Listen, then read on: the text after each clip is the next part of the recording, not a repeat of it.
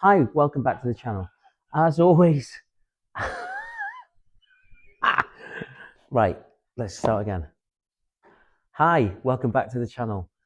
As always, thank you very much for those of you who have liked the videos and have subscribed to the channel. I'll keep making the videos if you keep watching them. So I would like to say a huge shout out and thank you very much to my good friend Steve, Dennis, and Jeff, the cheeky, really annoying, but hilarious Scouser. We're here at Atherton Indoor Range to look at this.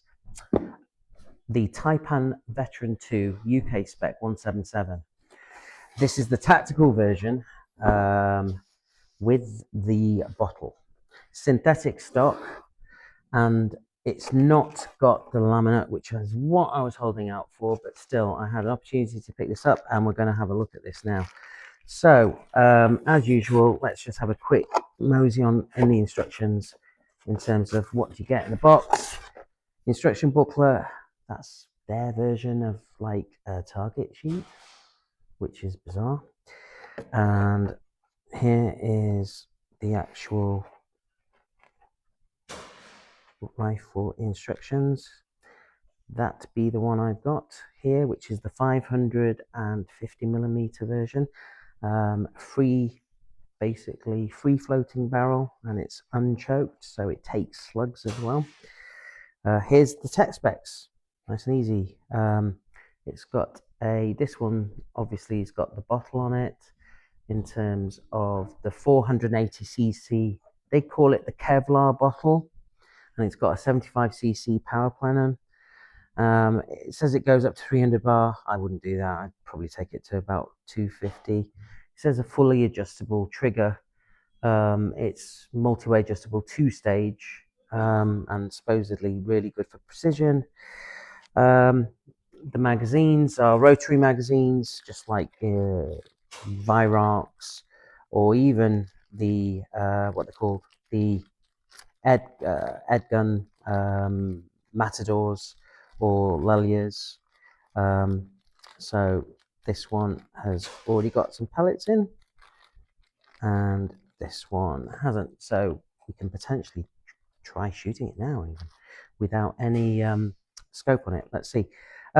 Moving forward, we're thinking about the fact that it's pressure regulated, and in terms of weight, one thing I didn't mention is it's 380 grams, or 3.8 kilograms. I really wanted that laminate stock, but it is what it is. The synthetic one we have to do. There's some main features: filling the air cylinder. There we go. And then we've got over here spares diagram and another diagram, and that is it. Okay. I also did I mention these are metal? I think these are metal, so that's nice. They're really nice. They do remind me of the Edgun mags. This is nice as well. Look, a metal single shot tray. You know, that's nice. I like that. Fill probe, O-rings, and also these. These are alternative cocking lever sides over here, so you can basically add these instead of what comes on over here, so you can have these brass replacements in terms of a handle if you want. I might try it out and see what it looks like, but ultimately I'll probably end up leaving that on because it matches the synthetic look and feel. Okay, so the rifle time now. I've been looking forward to this. Okay, bear with me 1 second. Out it comes. And here we go. So, straight off the bat, what do we notice about this? You can notice the 3.8 kilograms, I'll tell you that. Has got a bit of weight to it. Synthetic stock, yeah, it is what it is. I mean, to be fair, I think this one's had a replacement on it. I think that's the one that comes with it. And then this one that I've got has got an ergo vertical grip. This one's an angular one.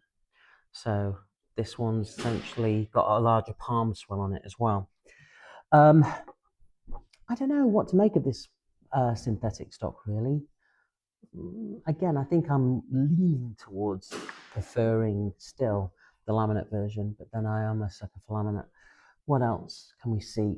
The fact that this is just an annoying gripe straight off the bat is you're supposed to fill the rifle there, but there's no stopper. Why haven't they put some kind of stopper to protect that? I don't know. That's kind of annoying.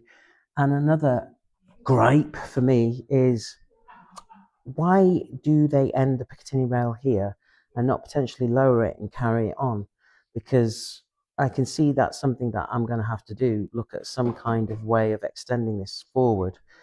The only thing I can think of is extending it using, say, the AGT Vulcan, the AGT Oregon or Oregon King extender rail. So that's the only thing I've got that potentially could do that.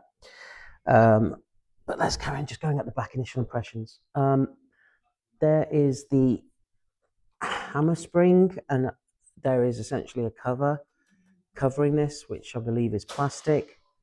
And I think this comes off if you wanted to try and make some hammer spring adjustments to tighten up your groupings. But again, I wouldn't advise you to mess with it. But yeah, that's a plastic cover for potentially anti-tamper. As we move forward, you've got the breech where you load your magazines. I think what you do is you pull this. I think it only works when you cock the rifle, so you cock that back. Wow, that's smooth. We'll come to that in a minute. That goes back, load in your magazine, push that forward, push the cocking lever back. That's really smooth. I'll come to that momentarily. And then let's just see if this shroud makes any difference. I'm just gonna, that's first stage. Not bad. It's not super quiet, but it's not mega loud either. Interesting. As we go forward, this is part of the air cylinder as well, and I think the plenum's over here as well. So it's, yeah, I'm going to come to that. Steve's kindly pointing out the fact that it's got a CZ barrel, which obviously are renowned for accuracy. And as I mentioned, this is the 550mm version, which is unchoked. I think so is the 700. So they can take slugs. So it's going to be interesting to see how this thing performs with slugs as well. As we go forward, we've talked about the pistol grip, now the cocking lever. So as I mentioned, you can put the replacements on this cocking lever in terms of the handle. But something I've noticed off the bat is this, watch this. And I've got, I wouldn't say fat hands, and it could be down to the fact that this grip here is vertical as opposed to angular. But let's assume if it was angular, you'd still be coming up with against this handle. It's a bit low to where the pistol grip is, because watch, if I do that now and shoot, I noticed it was there. It's kind of, yeah, I do feel it there. Imagine if you had gloves on as well. You could potentially be knocking that. If you had like large hands as well, you could potentially intervene with the cocking lever. Then if you, even if you still had an angular grip, you'd still be interfering with that. So that's kind of low in proportion to where the grip is. Interesting. It is, however, though, silky smooth, like properly silky smooth. Discharge. Look, first stage release over here. Again, there's still a bit movement over here, back, and then over here, stops, and then push it home. Trigger, let's just have a look at this. First stage goes back over here. There's your first stage. And then there's a second stage. It's not instant, so there still is movement, some creep on the second stage. Watch. I'll do it again, because I managed to get some creep on the second. First stage. There. Do you see that? Watch. Do it again. See that? There you go. See that movement? There. So that could do with addressing, tightening up a bit. One more time. First stage. There's the creep. And there. So I think the second stage could do with refinement, trigger, safety. Oh, the safety is a push back, push forward item over here. Forward, safe, trigger doesn't move. Backwards, trigger moves. Okay. Trigger guard's got this interesting gap in it, I'm assuming, so you can make adjustments. Can you make adjustments there? I'm assuming it's there to make adjustments to this section over here. Okay. So that's interesting. What else? Is it worth noticing? This Kevlar bottle, 480cc. Thinking about in terms of the fill pressure is pretty good. Hopefully get a decent shot count on it. Now, here, check this out. You ready? The manometer is there. Now, whilst it's not at the business end, it's a bit awkward in between the barrel and the bottle. So I know Steve's here next to me, got the camera on here, but I'm still finding that a little bit awkward. And I think even then it's skewed. Look at that. So that's the right way. Is that the right way? Hang on 1 second. Sorry. That's the right way there. Oh my God. Why can't they get it right? Why can't some manufacturer just get, I mean, to be fair, FX, I've seen them get it right in terms of where they put their manometers in terms of orientation and positioning. So I'm not a fan of that. Yeah. I like this though. This shroud is interesting, which covers the 550 mil barrel. It adds to the aesthetic of the rifle. Can it be changed? Question is, I don't know. There are 2 holes over here which indicate that you can potentially take it off. The problem is I don't know whether or not this takes off this entire section or just takes this section off, leaving the barrel underneath so you can put your own moderator on here. I mean, yeah, I don't want to try it unless I watch a video. What I do want to try whilst I'm here, though, is this. Here we go. So we have already a magazine. 1, 2, 3, 4, 5, 6, 7, 8, 9, 10 shots. I'm just going to load it up and just discharge it down there and just see how the rifle feels shooting pellets.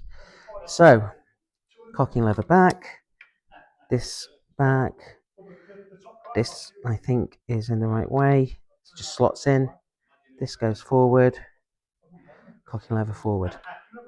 You can still feel the pellet with the pellet probe, but wow. Yeah, it's very smooth. Very smooth. Wow. Okay. One more. And then we'll open it. And then open it like this. And just simply rolls out. That's simple. That's nice. That is nice. Simple. Rather than a magazine that you get and flip around and jump on the spot, spin around, put them in. Yeah, I like that. I think that's nice and simple. Okay, next thing to do is to get this scoped up, get it on the bench, see how it performs. And that's part 2. But hopefully in this part 1, I mean, what do I think so far? So far, it's interesting. I'm not going to lie, it's got some peeves, in terms of, I said, the cocking lever's in the way. I'm not a fan of that manometer. I wish this was protecting the barrel. I mean, like, if you're trying to rest this on something, like, I hate resting the barrel clean. I don't want to put a Sabre Tactical bottle clamp on here either. I would prefer to put an extender rail and then mount it using a bipod, or even with a bench block if I'm going to shoot it. I mean, in fairness, people could say, well, this is designed to shoot in the field, but a 3.8 kg rifle like this, with a scope, this is unmounted. Is it too heavy? I mean, there are potentially better choices to take out in the field, but who knows? It's each to their own. I'm just going to be able to shoot it off the bench, see how it's accurate in terms of paper, and then at say 30 yards, and we'll take it from there. All right, I think that's it for today. If you like what you've seen, please like and subscribe, and stay tuned for part 2, and obviously all the other videos I've got coming up very soon. Until then, thanks a lot to the guys at Atherton, and see you all very soon. Take care.